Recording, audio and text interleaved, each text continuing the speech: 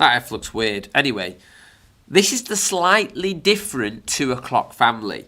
They're not really like a C, where we start at the bottom, sweep up, go to 2 o'clock and come back around. But they do, it is helpful to think about 2 o'clock with S, F, and E. With an S, I would say, it does start very, very similar way, doesn't it? We start at the bottom, always get that for a phrase. Start at the bottom and sweep up, always. Start at the bottom and sweep up and over to 2 o'clock. But instead of coming back round like a C or an O or an A or a D or a G or a Q, we slither down the snake and then we get ready for the next letter. With an F and E, I would say you could more or less think about going straight to the 2 o'clock. So you're cutting through that clock.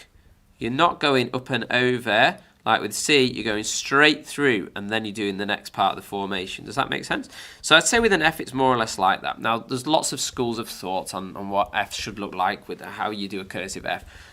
Just get some sort of basic form and we can do things with it. But start at the bottom on the line, swoop up to 2 o'clock, and I would say go up and over like this. You know, some people go right to the top of the line, fine, whatever. You've got a form, but just stick to it. Make sure it looks like you've done it intentionally and it works with your system. Start at the bottom, sweep up to 2 o'clock, go up and over and go down the line right to the bottom.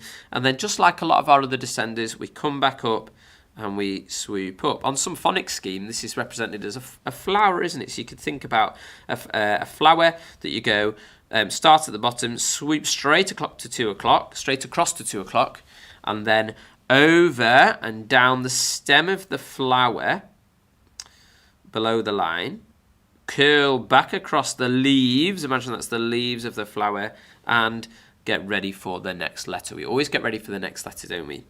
E, just like an F, I would say start at the bottom and go straight to 2 o'clock, and then up and over, and you might say scoop out the egg.